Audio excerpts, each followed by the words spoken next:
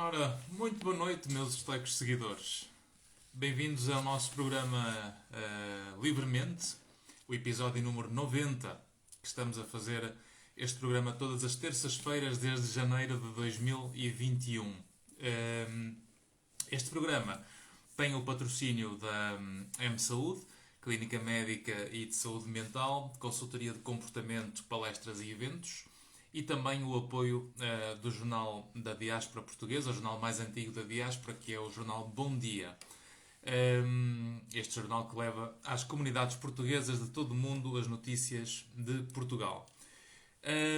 O meu nome é Evandro Soares Monteiro, eu sou psicólogo clínico, doutorado, psicoterapeuta, professor universitário e tenho este objetivo de fazer este programa com o intuito de procurar levar ciência de uma forma informal, com metáforas e exemplos, numa conversa informal, ora individualmente, ora com convidados, para que nós, em interação convosco, os nossos estoicos seguidores, possamos ficar cada vez mais inteiros, iguais a nós próprios, sem medo de ser quem somos e sem nos anularmos no funcionamento social.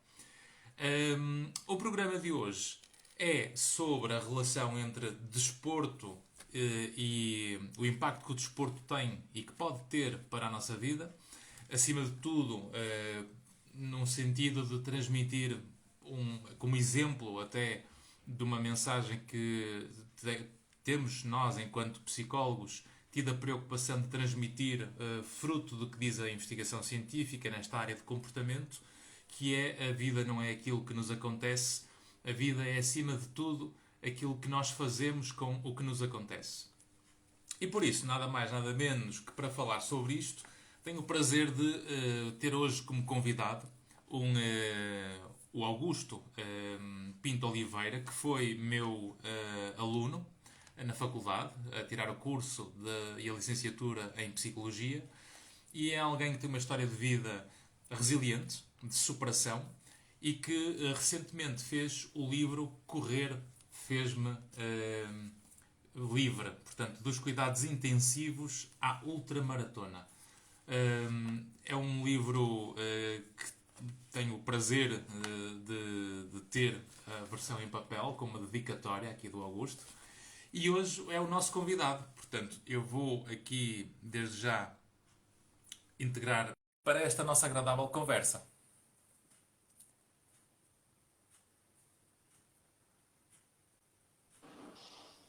Ora, cá estamos. Ora, viva! Estás-me a ouvir bem e a ver bem desde há pouco? Alô, alô? Estás-me a ouvir bem, Augusto?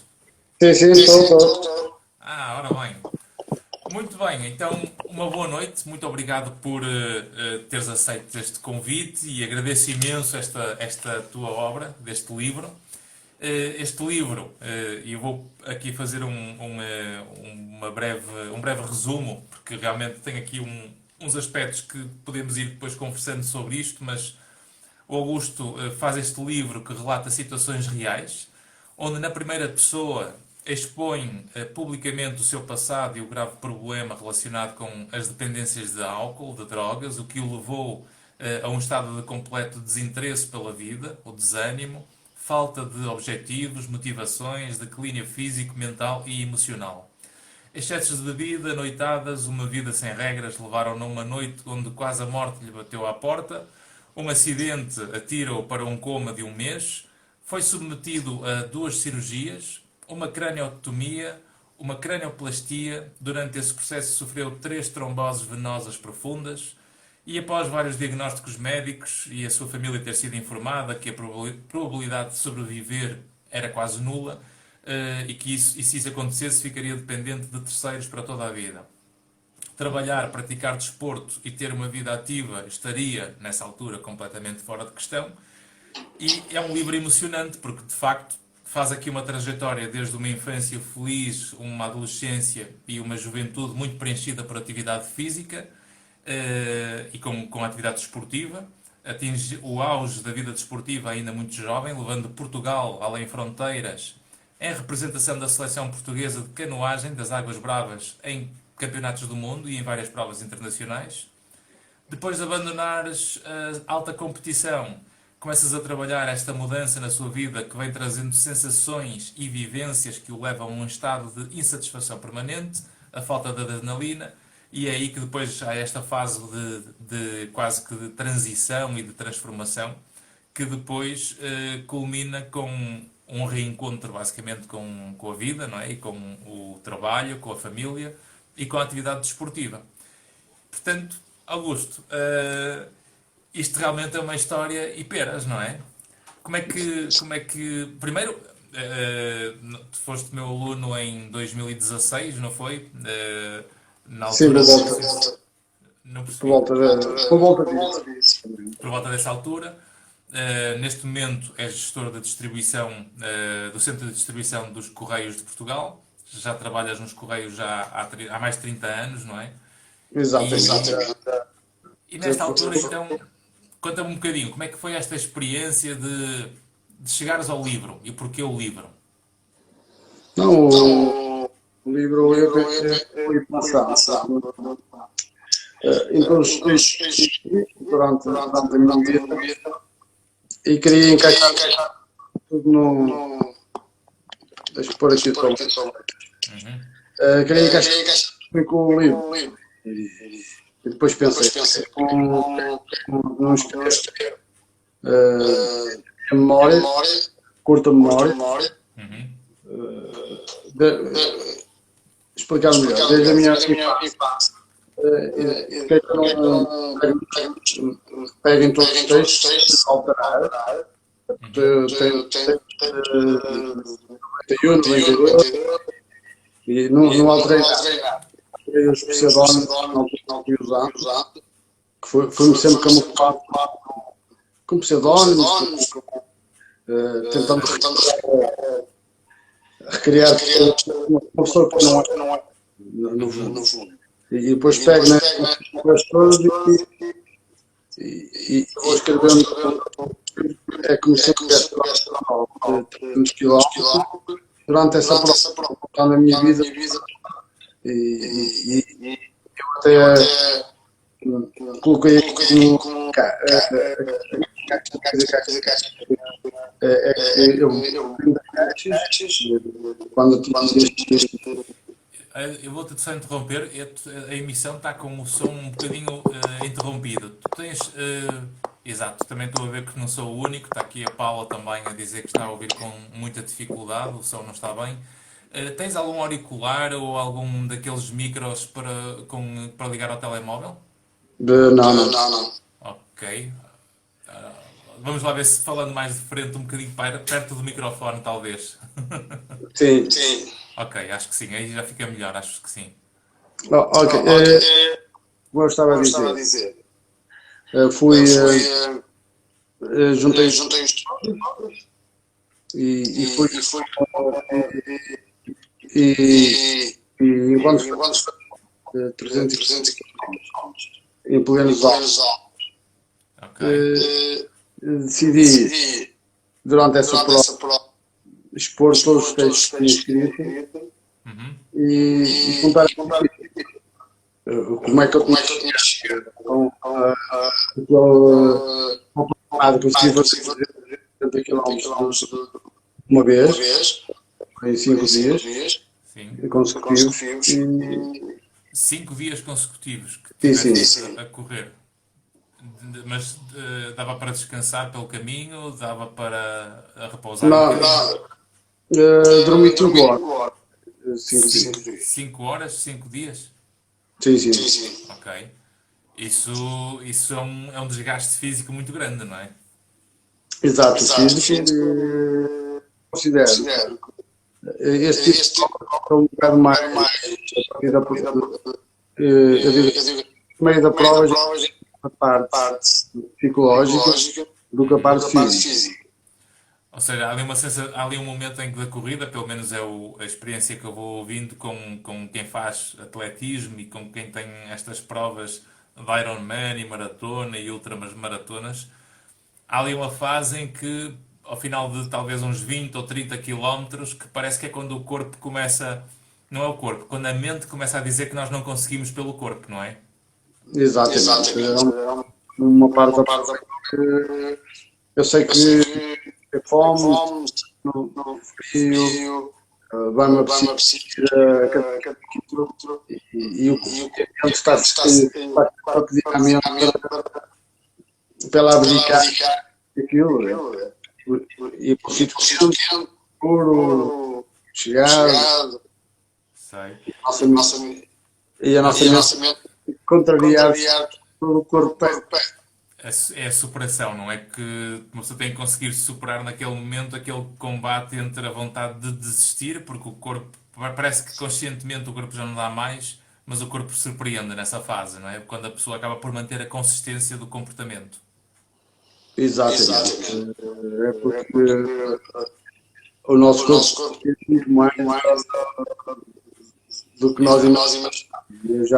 Nós temos aqui alguns comentários. A Célia está-nos a perguntar aqui se podes falar, por exemplo, mais perto do microfone.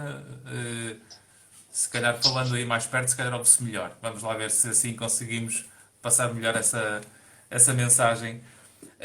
Portanto, quando uma pessoa, quando tu vais na tua corrida, basicamente é um ato muito solitário, não é? Porque tu vais muito sozinho no teu mundo quando estás a fazer estas provas.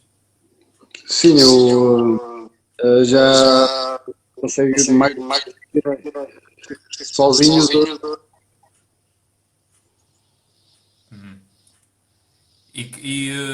Nesses momentos, o que é que passa pela cabeça de um atleta quando já está em desgaste físico e já correu mais de 4 horas? E o que é que te passa pela cabeça nesse momento? Eu fui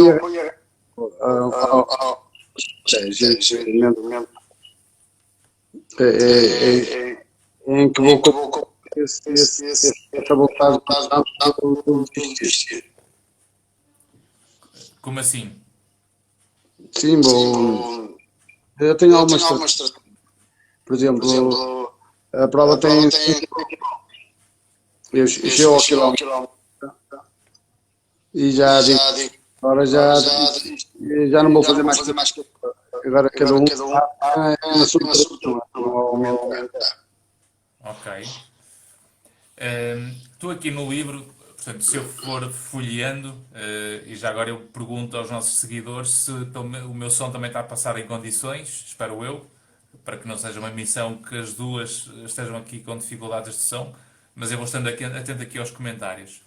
Há uma parte aqui do livro, que ainda por cima também tens aqui alguns poemas, não é? Porque tu escreves aqui alguns poemas também, do que é que tu passaste e desses momentos em que transmites e pões em palavras o sofrimento, a inspiração, as dores, o inferno, inclusive, não é? Portanto, tem aqui um que é bem-vindo ao inferno depois de ter passado pelo purgatório, fui selecionado por breves dias para passar uma temporada no céu, mas como não fui incluído no lote dos insolentes a nomear, fui novamente remetido ao escalão mais baixo, o inferno da vida real. Portanto, está engraçado esta sensação de que ias, mas afinal não fui e volta para a terra, não é? Exatamente. Eu escolhi isso. Foi numa fase de dor.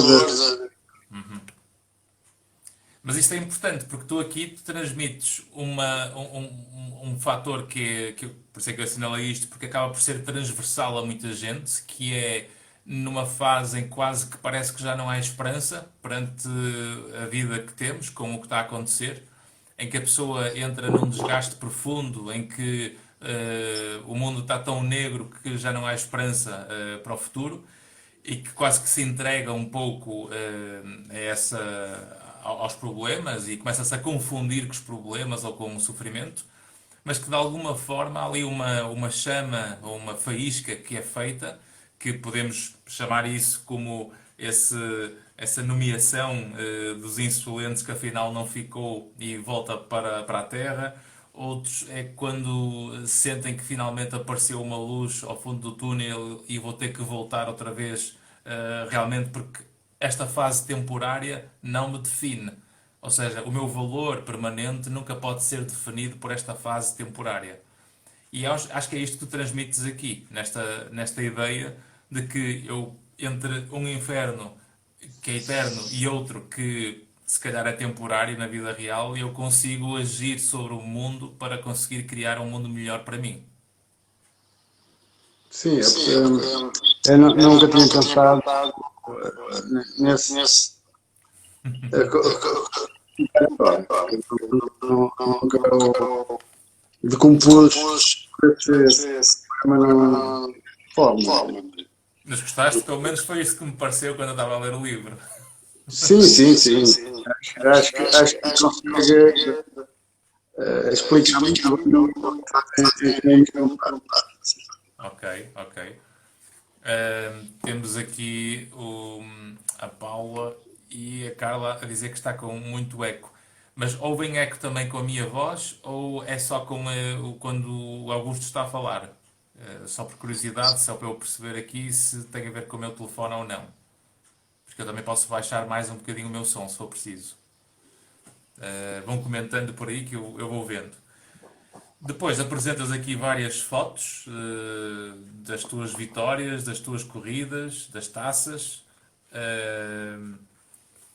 Tens aqui uma parte que é o palhaço que queria ser vagabundo. O que é isto?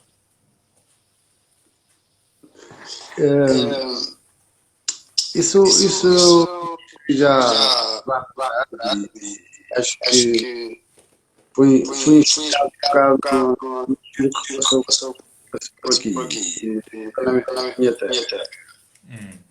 E é interessante. E identifico-me um bocado com o palhaço que estava nos cafés, pesquisar, mas depois trabalhar. E acho que foi assim e acho que identifiquei bastante com o senhor. Ok, ok. Depois, há aqui outra parte que também quando vamos aqui à tua página 80,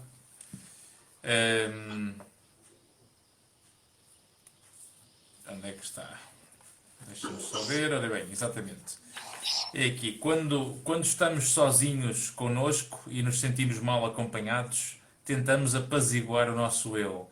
Desta forma, começo a utilizar os papéis para descarregar as minhas mágoas e angústias. Um turbilhão de pensamentos é passado ao papel e aponto em todas as direções para tentar atingir alguém, algo ou alguma coisa, embora na altura eu lesse e relesse o que escrevia e para mim fossem autênticas obras de arte. Eram pensamentos únicos e geniais e foram estes textos e pensamentos que comecei a divulgar. Isto aqui, como é que a escrita serviu para ti? Ou seja, o que é que a escrita representou na tua vida? Ou de uma parte, ou refugiava bastante escrito. Acho que era a única forma de me ficar ouvido, porque estava isso e as pessoas dedicavam algo e acho que é uma forma de dizer que está mal, mas as pessoas podem pensar que eu estou estranho e depois diziam, estava a parar e aquilo era a chamar quando as pessoas eram um bocadinho de ajuda do lado. Mas a escrita tem uma eficácia terapêutica também. Ou seja, tu decidiste que a escrita, o que é que te permitiu? Aliviar a dor? Permitiu-te aumentar a consciência? Ou certas alturas que não evitava, mas houve acho que tinha um efeito um bocado. Como assim? Aumentar o sofrimento? Sim, aumentava um bocado o sofrimento, era um bocado o conhecimento assim um bocado já Ou mais seja, obscuro. tu escrevias mais quando já era numa fase mais limite, então. Sim, os textos que fui guardando e escrevi sempre no limite, mesmo no limite. Sim, porque realmente há aqui fases e há textos que tu escreves que realmente estão pesados em termos de argumento. Agora, a razão pela qual também salientei isto é que a escrita tem sempre uma função muito terapêutica. E isso é bom. Ou seja, quando nós escrevemos, e isso acaba por ser uma boa sugestão para as pessoas que nos estão a ver, é que quando, quando nós escrevemos, nós temos temos duas vantagens. A primeira é que ninguém consegue escrever tão rápido como pensa, o que significa que nós vamos abrandar ao ritmo do nosso pensamento. Ao escrever, nós aumentamos também a consciência. Ou seja, nós ampliamos a consciência sobre o que estamos a pensar, faz com que vamos escrever mais lentamente do que aquilo que é a velocidade do pensamento, e ao aumentar a consciência, eu consigo entender melhor as emoções. Quando nós aumentamos o entendimento e a compreensão do nosso sofrimento, isso geralmente baixa a carga emocional. Ou seja, nós acabamos por ter um maior alívio emocional. Por isso é que as pessoas que escrevem diários, é o journaling que se chama nas investigações em inglês, quem escreve diários com frequência tende a ter melhor processamento da informação e das emoções e acaba por ter menos peso emocional porque compreende mais rápido. Ou seja, nós aumentamos a eficácia da compreensão do nosso sofrimento quando escrevemos. E por isso, quando tu dizes isto, que eu começo a utilizar os papéis para descarregar as minhas mágoas e angústias, isto tu és um bom exemplo do que a ciência recomenda para lidar com estas fases de sofrimento temporário, que, como vemos, temos aqui textos teus escritos em alturas de profundo sofrimento naquela fase, e que a fase temporária no fundo do poço mais aguda prova hoje, em que tu já superaste essa fase, que estás com um livro publicado, com uma carreira profissional, com uma família, e conseguiste superar toda essa fase de profundo sofrimento para uma fase agora muito mais de superação e de maturidade emocional por causa do que passaste e do sentido que deste a essa fase. Podemos dizer isso, se calhar, não?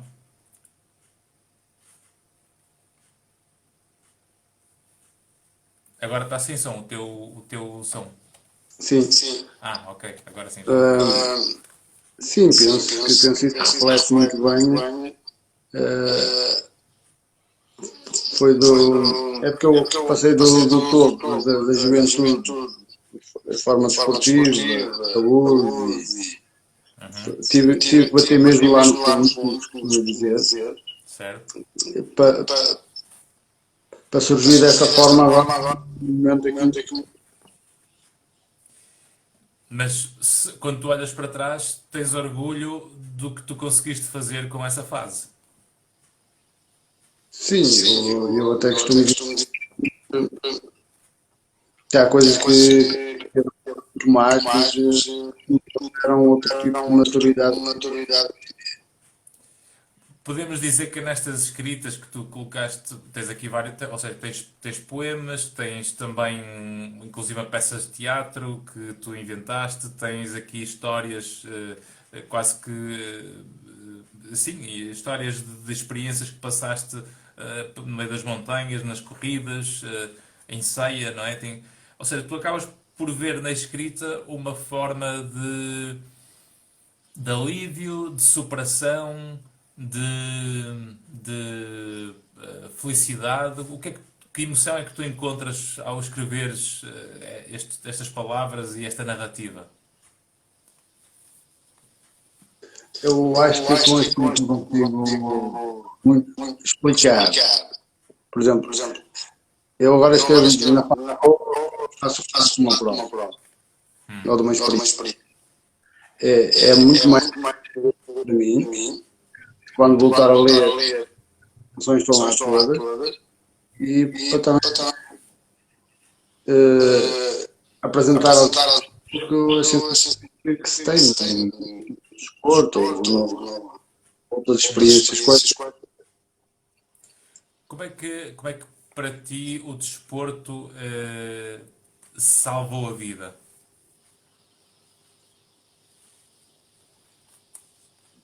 Acho que o desporto é uma parte. É que depois da cirurgia das trombose, e depois estava bastante pesado, pesava 110 quilos, e fui tentar agachar perder peso. E conseguiste, estás em forma, não é? E depois comecei com 5 km, amanhã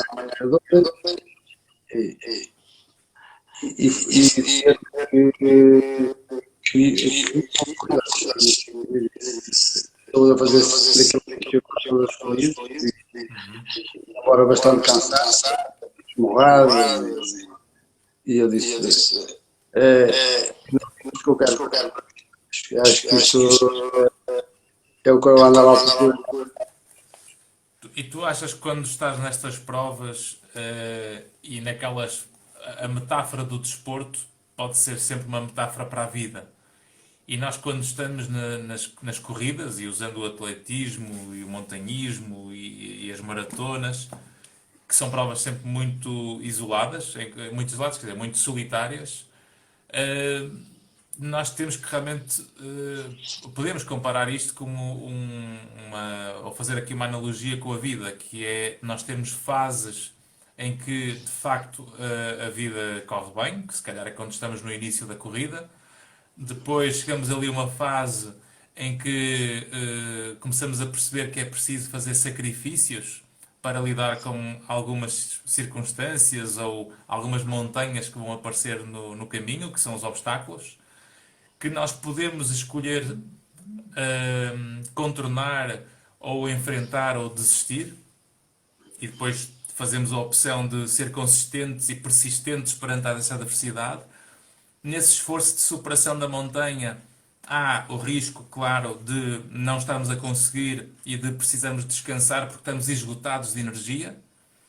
Depois desse esgotamento de energia, descansamos um pouco, percebemos que afinal ainda temos uma reserva que dá para continuar o esforço. Depois voltamos a tentar. A esperança renasce depois desse respeito pelo descanso, que foi preciso dar um bocadinho para pelo menos ganhar um pouco mais de energia. E depois vamos superando e chegamos a uma altura em que essa barreira, eu acredito que há ali uma barreira em que a pessoa tem vontade de desistir, mas depois parece que o corpo se prepara para fazer o resto da maratona e diz, não, tu agora te consegues chegar ao fim, tu agora consegues vencer. E aí é que tu escreves depois aqui nesta fase final, eu sou um vencedor, eu sou um campeão. Estas são as palavras que dançavam na minha mente, que era a tua tão desejada fivela, não é? É um bocadinho isso. Exato. Eu dou uma maratona de, exemplo, 42 km. Eu sei que ao quilómetro 30, entre o quilómetro 30 e 35, vai-me acontecer tudo. Vou ter quebra, vou estar extremamente. Vou assistir naquele momento. E depois aí todas as maratonas chama aqui um muro invisível dos 30 km. Depois de ultrapassar esse muro, estamos prontos para. Estás a dizer uma coisa importantíssima, que é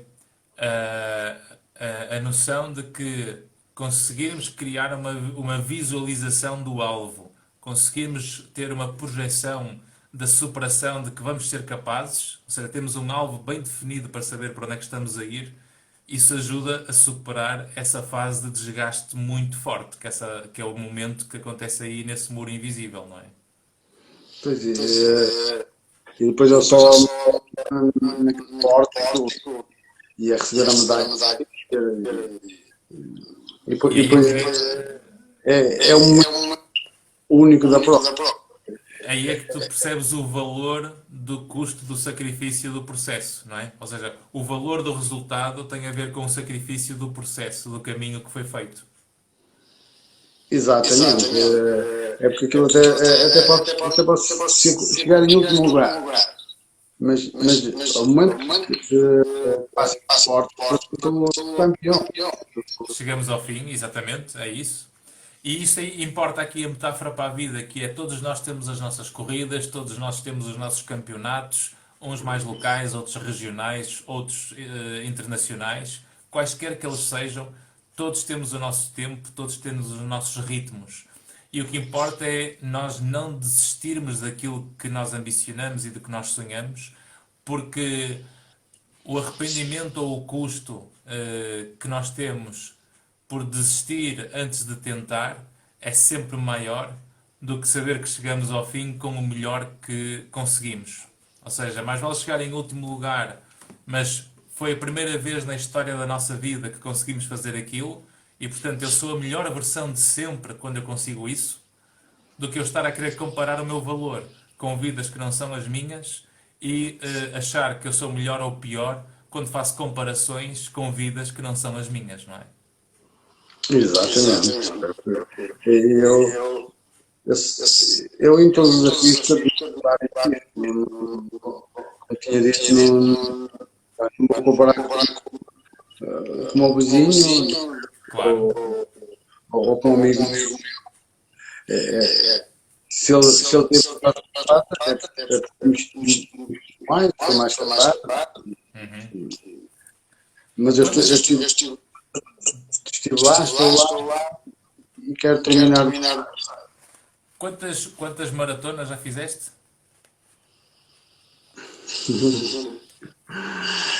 Neste momento temos 104 maratonas. 74 Não, maratonas. 104. 1, Ok, eu estava aqui a tirar-te algumas. Ok, 104 maratonas. e outras. Muito bem, é obra. Muitos parabéns, Augusto. Eu ia era a hora de deixar aqui esta reta final da nossa conversa para os nossos seguidores, se quiserem colocar questões ou perguntas ou comentários ao que nós conversamos, porque realmente o desporto tem esta grande vantagem de nos ajudar a deprimir menos, a resistir mais aos problemas, a conseguirmos usar o desporto como metáfora para conseguirmos superar os nossos próprios problemas. E se hoje eu consigo fazer algo em termos desportivos que nunca antes eu consegui, então pela primeira vez na história eu estou a atingir um nível que eu nunca antes fiz. Então eu estou de parabéns nesse momento. E é por isso que a melhor comparação que cada um de nós pode fazer é com a versão de hoje comparada com a nossa própria versão ontem. Porque a única comparação real é quando nós comparamos com a nossa própria vida. Quando comparamos com a vida dos outros, é sempre subjetivo, porque se eu me comparar com quem é melhor do que eu sou sempre pior, ou a vítima, ou o desgraçado, porque vejo sempre melhores do que eu. Ou então, se eu me quero me sentir sempre o melhor, junto-me sempre aos piores do que eu, e eu assim estou sempre o melhor da minha rua. E, portanto, nós andamos a fazer comparações, ou a medir valor por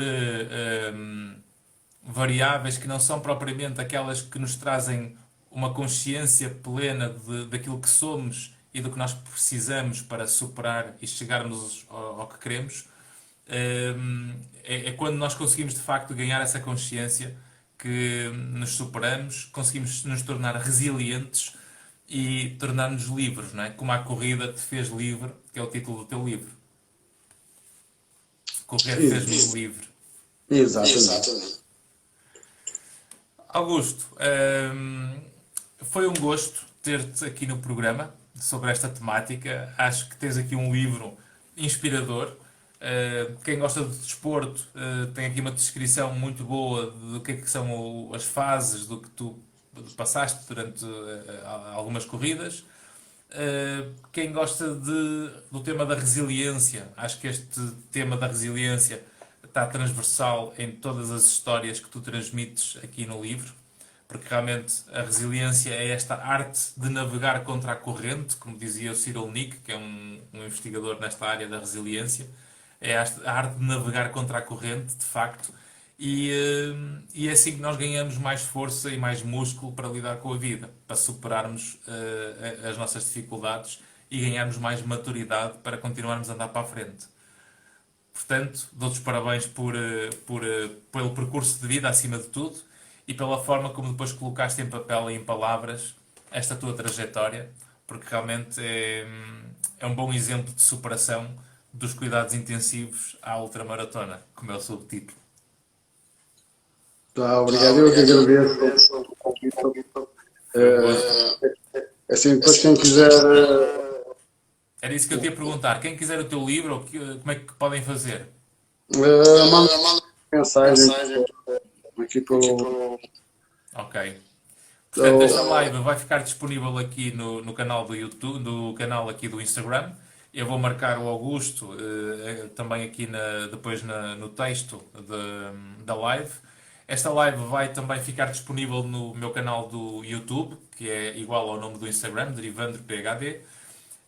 Se acharam interessante esta live, marquem nos comentários com quem acham que podem ou querem partilhar esta temática e esta nossa conversa. Quanto a ti, Augusto, foi um gosto muito grande. Desejo-te as maiores felicidades para que este livro seja um sucesso e vamos falando ao longo do tempo, porque realmente é sempre bom lidar com pessoas que superam as suas dificuldades e nos inspiram a todos a podermos chegar mais longe. Tá, muito obrigado. Um forte abraço, um abraço estoico e até para a semana a todos. Tá, obrigado.